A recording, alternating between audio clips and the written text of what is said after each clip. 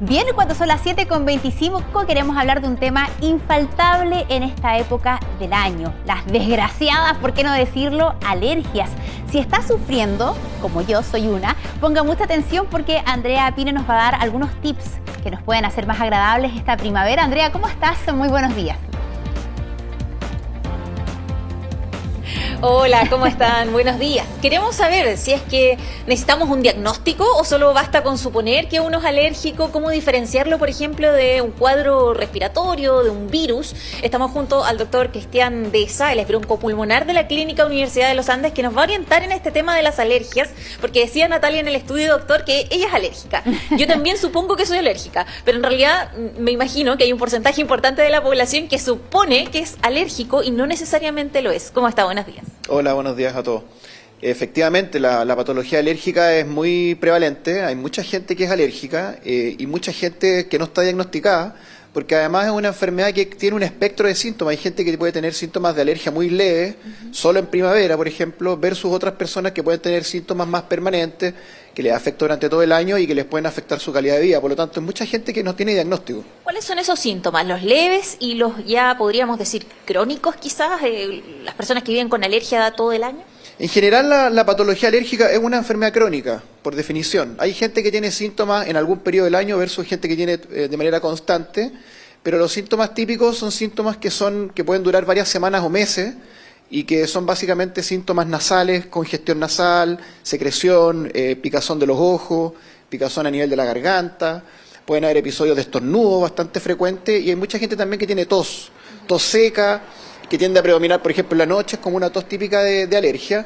Y podríamos decir que la manifestación, entre comillas, más grave es la gente que además tiene, por ejemplo, asma. Obviamente que una asma no controlada puede ser de bastante riesgo porque te puede producir una obstrucción bronquial importante. ¿Cuál es el peor periodo para los alérgicos? ¿Desde cuándo y hasta cuándo? Eso es súper variable, depende de cada persona.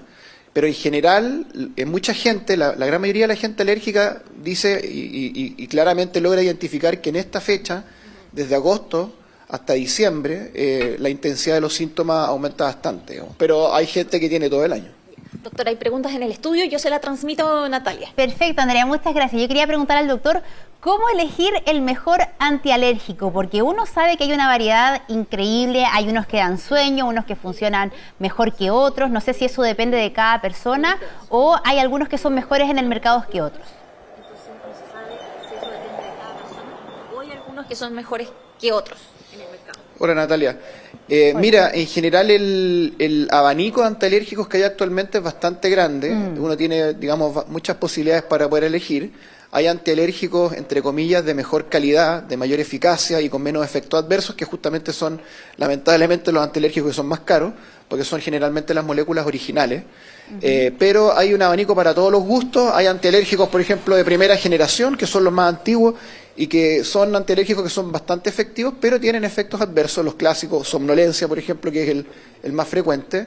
Y hay otros antialérgicos nuevos que son también bastante eficaces y que no tienen efectos adversos, pero la respuesta es muy variable. Hay gente que puede tener efectos adversos con algún antialérgico y hay gente que no. Por lo tanto, es bastante fácil actualmente poder acceder a alguno de esos tratamientos. ¿Cuándo hay que empezar a tomar el antialérgico?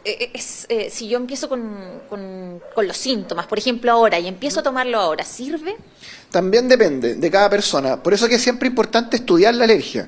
Porque si yo tengo síntomas de alergia que me afectan en mi calidad de vida, importante identificar a qué soy alérgico para primero, antes de tomar el medicamento, hacer algunas medidas ambientales para evitar exponerme a lo que soy alérgico.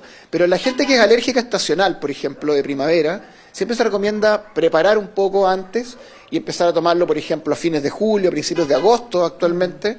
La temporada de alergia se ha ido extendiendo, por lo tanto siempre es necesario y prudente tomarlo con algunas semanas de anticipación. Natalia.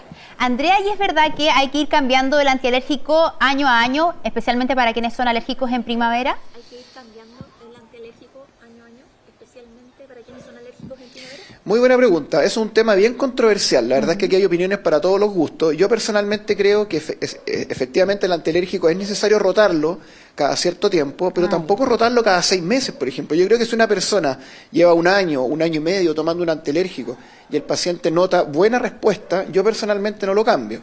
Ahora, si el paciente lleva 2, 3 años tomando el mismo antialérgico y te dice, doctor, la verdad es que siento que ya no me está provocando respuesta, uno tiende a rotarlo, pero tampoco hay que rotarlo cada tiempo muy corto, pero eso, como digo, los especialistas en alergia, que son los inmunólogos, ni ellos todavía se ponen muy de acuerdo con eso. Doctor, hablando de temas controversiales, el plátano oriental, ¿es el gran responsable de las alergias, por ejemplo, en Santiago o en el resto del país? Es uno de los más importantes. Plátano oriental en general poliniza en esta fecha, efectivamente.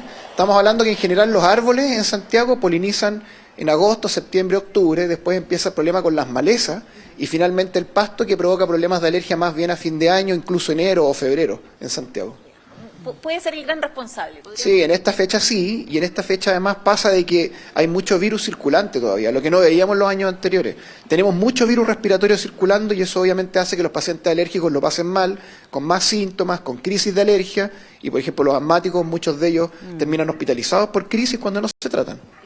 Importante entonces estudiarse, encontrar la causa de estos síntomas que tenemos muchas personas en primavera, tomando en cuenta que se va aumentando el periodo de estas alergias. Así que le agradecemos al doctor Cristian Deza, broncopulmonar de la Clínica Universidad de los Andes, por todas las recomendaciones que nos orientan también a qué hacer.